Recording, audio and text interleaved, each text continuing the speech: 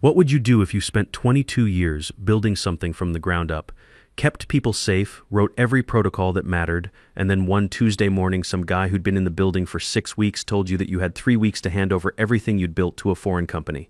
Think about that. Not as a hypothetical, as something that actually happened. My name is Wade Phillips. I'm 47 years old. I spent 22 years at Blackstone Manufacturing in Charlotte, North Carolina. The last 15 of those as head of manufacturing operations. What happened to me in October 2024 is the kind of story I used to hear from other Marines and think that'll never happen to me. I've been here too long. I know too much. They need me. That's exactly what they were counting on. 8:15 a.m., Tuesday, October 8th, 2024. I was in the main floor break room, the one with the vending machine that ate your dollar bills and the coffee that tasted like motor oil. I had my clipboard going over the night shift handoff notes. Line 2 was running 3% under spec on the aluminum housing assemblies. Line 5 had a hydraulic pressure drop that maintenance flagged for morning review. Standard Tuesday morning intel. That's when Ashley Carter walked in. Ashley was our HR director, mid-40s, always professional. She wasn't the type to come down to the floor break room for small talk. When she appeared with that particular expression, the one that's trying real hard to stay neutral, you knew the mission parameters had changed. Wade, can you come up to conference room B? Rex would like a few minutes. Rex was Rex Bennett, VP of Operations from Seoul, sent by Hanwha Defense when they finalized the acquisition of Blackstone back in April 2024.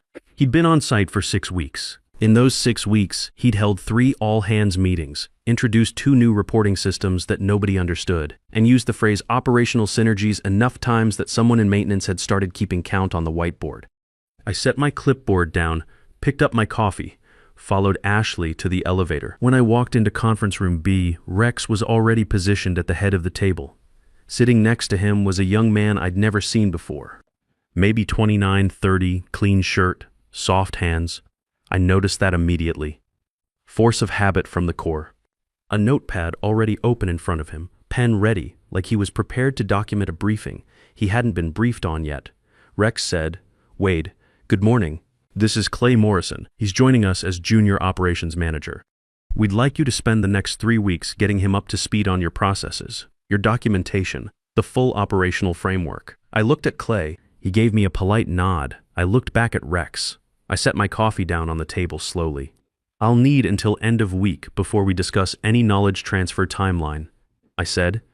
Rex blinked. "We were hoping to start tomorrow." "End of week," I said. Didn't elaborate, picked my coffee back up, nodded at Clay, and walked out. I went back to my desk, sat down, stared at my screen without processing anything for about 2 minutes. Then I opened my bottom desk drawer, the one with the combination lock, and pulled out a manila folder. Inside was my employment contract from 2009, the one I'd signed when Blackstone's previous ownership change had required new senior management agreements during the financial crisis. I turned to Section 11, Paragraph B. I'd read it maybe a dozen times over the years, just to remember it was there. It said that any proprietary operational systems, documentation frameworks, or process architectures developed by me using personal time and personal resources would remain my intellectual property unless explicitly purchased by the company through a separate written licensing agreement. I read it twice more. Then I called Cody Reynolds. Cody and I went back to Camp Lejeune in '98. He'd gotten out after 8 years, went to law school, built a practice in IP and employment contracts. We grabbed lunch every few months, watched Panthers games together in the fall. He was the kind of lawyer who cut through the smoke and told you what the situation actually was. Got his voicemail. "Cody, it's Wade. I think I'm about to get pushed out of Blackstone. There's a clause in my 2009 contract I need you to look at. Call me when you can." He called back at 11:42 a.m. "Talk to me," he said. I told him everything. The meeting, Clay Morrison, Rex's 3-week timeline. When I got to Section 11, Paragraph B, and what I'd spent the better part of 15 years building under that contract, he went quiet for a moment. "Wade, tell me you kept documentation. Personal notebooks going back to 2003, files on my home computer with creation timestamps, emails I sent myself as backup logs. The original draft of the first operations manual, I wrote it on a legal pad on a Sunday in December 2003. Still have the pad." Another pause. "Do not agree to transfer anything. Not a page, not a conversation, not a verbal walkthrough. Tell them you're consulting legal before any knowledge handoff begins." I'm looking at that contract tonight. They want to start tomorrow. Tell them end of week. You already did. Good. That buys us time. I hung up. Went back to the pressure variance report for line 2. Adjusted my collar twice. Then got back to work. Cody called me back at 10:30 that night. I was sitting at my kitchen table, same table where I'd written that first operations manual back in 2003, same chair probably. The house was quiet. My son had his own place across town, and the divorce had been finalized 3 years ago. Just me, the table, and a cup of coffee that had gone cold. I want to say something about that table because it matters to the story. I bought this house in 2001, 2-story in Myers Park, about 15 minutes from the plant. Took out a 30-year mortgage at 6.8% because that's what rates were. And you didn't wait around for better. I'd made every payment, every single one. Even the 2 years after the divorce when money was tight enough that I was eating sandwiches for dinner 4 nights a week. The final mortgage payment was scheduled for June 2031. Still 7 years away from the day, Rex Bennett told me to train my replacement. The phone rang. Wade, it's Cody. I've read the whole contract. Section 11B is solid. You own that documentation. Everything you built on your own time with your own resources, the manuals, the safety frameworks, the maintenance protocols, none of it was ever purchased by Blackstone, not by the original ownership, not by the second, not by Hanwha. They've been operating on your intellectual property for 15 years without a licensing agreement. I let that sit for a second. What do I do with that? Tomorrow morning, you go in calm. You don't raise your voice. You tell them that before any knowledge transfer can begin, the company needs to establish a formal licensing agreement for your proprietary materials. You state the facts, you don't threaten, and you don't sign anything they put in front of you. If they push back hard, then we file. I looked at the legal pad sitting on the corner of the table, the original one from December 2003. Cody, let me tell you why I started writing all this down in the first place. It was 2000. I was a shift supervisor on the main floor. I'd been at Blackstone 5 years by then, worked my way off the line into a supervisory role the Marine way, which is earning it. A guy named Dale Foster was clearing a jam on the secondary conveyor on line 3, standard procedure. Except the standard procedure at that point existed only in the heads of the 3 guys who'd been doing it longest. Nothing written down, no formal clearance protocol, just institutional memory passed from one shift to the next. Dale's hand got caught in the roller assembly. He kept the hand, but barely. 2 surgeries, 6 months of rehab. He came back to work the following year, walking different and never talking about it. I stood in that hospital waiting room the night it happened and made myself a promise.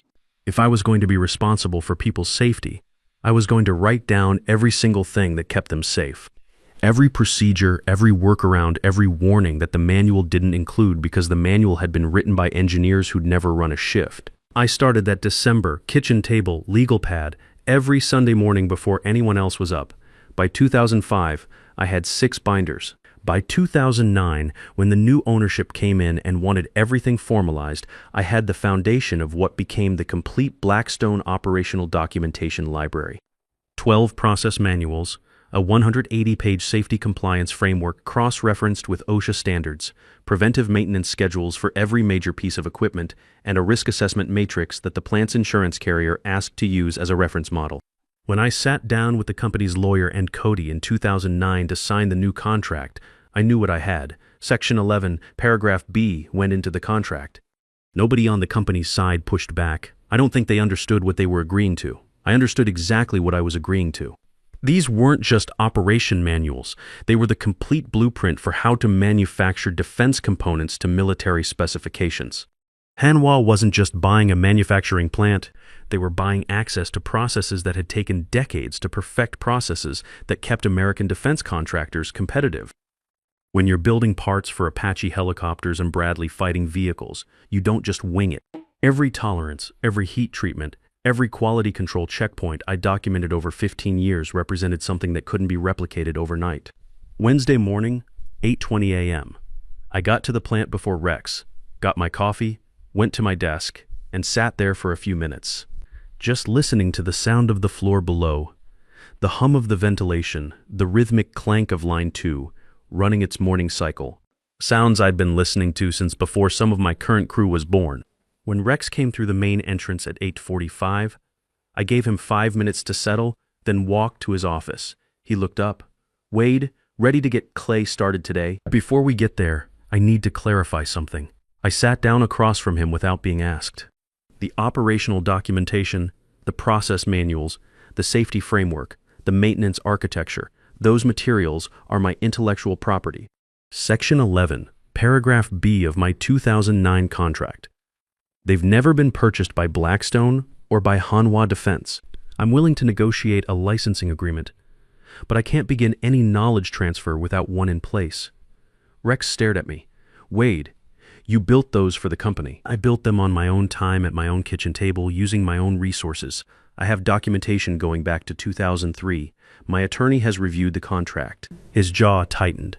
Not angry, more like a pressure gauge reading higher than expected. I need to make some calls, he said. Of course, I'll be at my desk. At 11:35 a.m., my email pinged. Subject line, meeting 2 p.m. today. Conference room A. From Rex, CC'd to Ashley Carter and someone named Nicole Stevens, outside counsel for Hanwha Defense North America. I forwarded it to Cody. He called me back in 6 minutes. I'm coming to Charlotte. Do not walk into that room without me. Nicole Stevens arrived at 1:40 p.m. We found a small conference room on the second floor and closed the door. Cody set his briefcase on the table and slid a bound document across to me. This is the proposal. We're asking $442,000. That breaks down as $385,000 for the full IP transfer, covering 15 years of unlicensed use plus current fair market value, and a 3-month consulting contract at $19,000 per month to ensure proper knowledge transfer. Total package $442,000 plus your severance remains intact and separate. I looked at the number, $442,000 for the IP. Wade, that documentation library is the operational backbone of a plant that handles $60 million in annual defense contracts. If they lose access to it, they don't just lose paperwork. They lose the institutional memory of how every system in that building actually functions under defense specifications. $385,000 is not aggressive. It's accurate. I nodded, thought about Dale Foster's hand, thought about every Sunday morning I'd spent at the same kitchen table writing down procedures that kept people alive. Thought about the Apache helicopter components we manufactured, knowing that somewhere a pilot was depending on the quality control protocols I'd written. What happens if Hanwha says no? I asked. Then they operate without your documentation, Cody said. And when their first defense contract audit fails because they can't demonstrate proper process controls, they'll come back to this table, but the price will be higher. 2 p.m. exactly. Conference room A was larger than the break room meetings. Longer table, more chairs, windows looking out over the parking lot and the Catawba River beyond it. Rex was already seated when we walked in. So was Ashley Carter, hands folded, expression carefully neutral. At the far end, Nicole Stevens, late 40s, dark blazer, the kind of stillness that comes from spending decades in rooms exactly like this one. Cody and I sat down across from them. Nicole spoke first. Mr. Phillips, Mr. Reynolds, thank you for making time. We've had an opportunity to review the employment contract, specifically Section 11, paragraph B. We'd like to find a practical resolution. Cody slid the proposal across the table without a word. Nicole picked it up, read it, passed it to Rex. Rex looked at the number and something shifted in his face. Not surprise exactly, more like a recalibration. He passed it to Ashley. Ashley read it and set it down, $442,000. Nicole said, "Not a question." "That's correct. The breakdown is detailed on page 2. We're open to discussion, but the baseline reflects 15 years of unlicensed use of proprietary materials." Rex leaned forward. "Wade, you built this documentation as part of your role here. It was always understood to be company property." I looked at him steadily. "Rex, I built the first manual on a Sunday morning in December 2003 at my kitchen table on my own time, before this management team existed and before Hanwha Defense had ever heard of Blackstone Manufacturing. I have the original legal pad, time-stamped in digital files, and 21 years of documentation that establishes exactly when and how each element was created. My contract from 2009 reflects that reality." The room went quiet. Nicole looked at Rex. Rex looked at his copy of the proposal. He adjusted his tie once. "Not like my collar habit, just buying time. We'd like to explore a lower figure," Nicole said finally. We're open to reasonable negotiation, Cody replied. But I want to be clear. In the absence of a licensing agreement, Mr. Phillips has no legal obligation to transfer any materials. The plant's operational continuity is a shared interest here. I understood what Cody wasn't saying directly. Without my documentation, Hanwha couldn't just run the plant. They couldn't prove to the Defense Contract Management Agency that they were following proper protocols. They couldn't demonstrate compliance with military specifications. Every defense contract would be at risk. This wasn't just about operation manuals. This was about protecting American manufacturing capabilities that had taken decades to develop. When companies like Hanwha acquired U.S. defense contractors, they weren't just buying factories. They were buying access to processes, quality standards, and institutional knowledge that gave American manufacturers their edge. Nicole asked for a recess. 10 minutes. Cody and I stood in the hallway. I looked out the window at the parking lot below. My truck was in its usual spot, Space 12, where I'd parked every day for 22 years. "How are you doing?" Cody asked quietly. "Fine," I said. Adjusted my collar twice. "Fine, Wade, you need to understand something. This isn't just about your documentation. Hanwha probably has plans to transfer key operations to their facilities in Korea within 18 months. Your IP would go with them. All those defense manufacturing processes you spent 15 years perfecting would end up overseas. That hit different than I expected. I'd served 8 years in the Marines, deployed twice to the Middle East. I'd come home and spent 22 years building manufacturing processes that helped keep American military equipment operational. The idea that those processes might end up in foreign hands wasn't just personal. It was a betrayal of everything I'd worked for. When we went back in, the energy had changed. Rex was quieter. Ashley had her notepad out. Nicole was doing all the talking now. "We can offer $340,000 for the IP transfer and a 2-month consulting arrangement at $17,000 per month. That's our opening counter." Cody didn't blink. "We'll come down to $420,000 for the IP and hold the consulting at 3 months, $19,000 per month. That's $477,000 total." Nicole made a note. "We'll need to take this back internally. Can you give us until Friday?" Of course, we shook hands. Professional, clean. Walking out, I passed Clay Morrison in the hallway. He was coming back from the break room with a coffee. He gave me a slightly uncertain look, like he knew something was happening, but not what.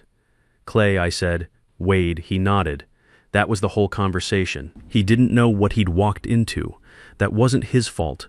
Friday morning, 9:15 a.m., email from Nicole Stevens, subject line, revised proposal. I opened it. Hanwha Defense was prepared to offer $375,000 for the full IP transfer and a 3-month consulting contract at $18,500 per month. Total $430,500, and I forwarded it to Cody. He called it 928, counter at $405,000 IP. 3 months at $19,000. We're getting there. I typed the counter, sent it at 9:42. Nicole replied at 4:20 p.m. "Can we meet Monday afternoon?" That weekend I didn't spiral. I mowed the backyard on Saturday morning because it needed mowing. I watched the Panthers lose on Sunday, same as usual. I went to bed at 10:30 both nights. But I thought about my son Lance. He was 26 now, born the same year I'd started at Blackstone. He lived across town, worked in logistics for a freight company, called me every Sunday. He didn't know any of this was happening yet. I hadn't told him because I didn't want to until I knew how it was going to land. I thought about what I would say if it went wrong, if Hanwha decided to litigate and drag it out, if I ended up in a legal fight that cost more than I'd win. I thought about it, and then I stopped thinking about it because there wasn't anything useful in that direction. Monday afternoon, same conference room, different energy. Rex was there, but quieter than before. The kind of quiet that means a decision has already been made somewhere above your pay grade. Ashley had her notepad but didn't open it. Nicole was running the room. "We're prepared to offer $390,000 for the full IP transfer and a 3-month consulting arrangement at $18,500 per month. Total $445,500 and $1,000 final offer." Cody looked at me. I looked at him. $445,500 December 100 plus 5 months severance at $95,000 annual. Another $39,583 total package, $485.83. I thought about the kitchen table, the legal pad, Dale Foster's hand. 22 years of Tuesdays exactly like this one, except none of the others had mattered quite like this. I thought about those Apache helicopter components and the pilots who depended on them. I thought about American manufacturing jobs that wouldn't be transferred overseas if companies like ours could stay competitive. We'll accept $395,000 for the IP and 3 months at $19,000, Cody said. Total $452,000. Nicole looked at the finance representative beside her. He gave a small nod. Agreed. $452,000 with the 5-month severance package remaining separate and intact. I shook hands with Rex last. His grip was fine, professional. He looked tired. Rex, I said. Just his name. Wade, he said. That was enough. The paperwork took the rest of the week. I signed on Friday, October 25th, 2024, at 3:15 p.m. in Nicole's office downtown. The first payment, $395,000, cleared my account on Monday, October 28th, at 11:20 a.m. I was sitting in my truck in the driveway when the bank notification came through. I sat there for a while. Then I went inside and called Lance. Told him the whole thing, start to finish. At the end he said, "Dad, you kept a legal pad from 2003. Still have it," I said. He laughed. Then he said, "Are you okay?" "Yeah," I said. "I think I am." The next 3 months I showed up every day as the contract required.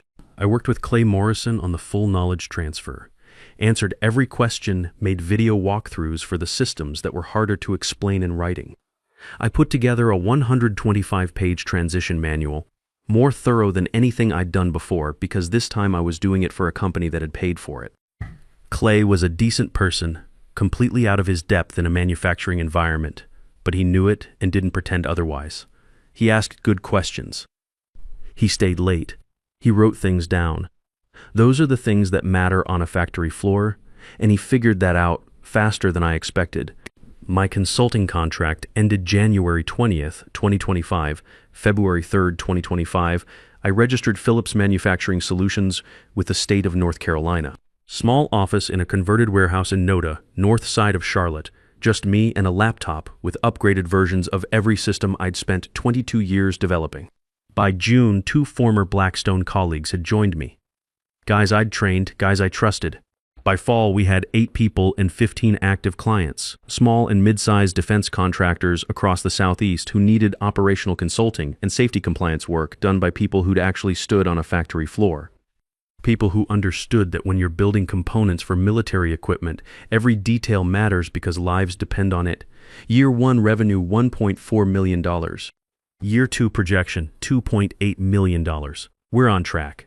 Every client came through reputation. No advertising, no cold outreach, just people who'd worked with me for years picking up the phone and calling the number they already had. As for Blackstone Manufacturing, Rex Bennett was reassigned to the Chicago office in March 2025 following what the internal reports called operational compliance incidents. Ashley Carter faced a review over the documentation handoff procedures. 2 long-term defense clients reduced their contracts within 10 months of my departure. Clay reached out to me in April 2025, said working those 3 months with me had taught him more than 4 years of business school.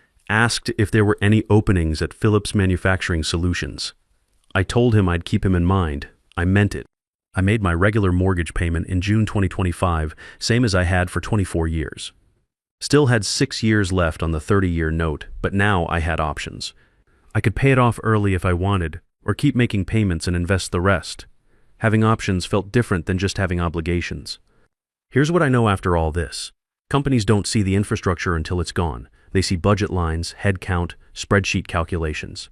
They run the numbers on what it costs to keep someone like me versus what they think it costs to replace me with someone younger and cheaper. They don't put a line item for 22 years of knowing which machine runs hot on cold mornings or which safety procedure never made it into the original manual because it was figured out on a Tuesday afternoon in 2004 and passed down by word of mouth ever since.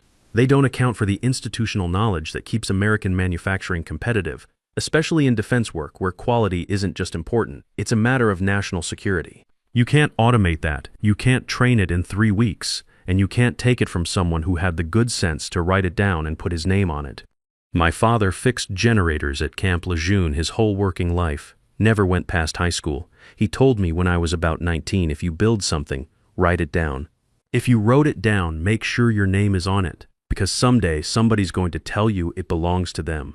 And on that day, the only thing that matters is what the paper says. He was right about that. He was right about most things.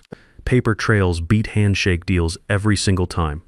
That's something worth remembering. When you've spent decades building something that matters, don't let anyone convince you it was always theirs to take. The only thing standing between your life's work and someone else's profit margin is the paper you were smart enough to sign. Experience isn't just what you know, it's what you can prove you built. And in a world where loyalty gets you a pink slip and a handshake, the man with the documentation wins every time.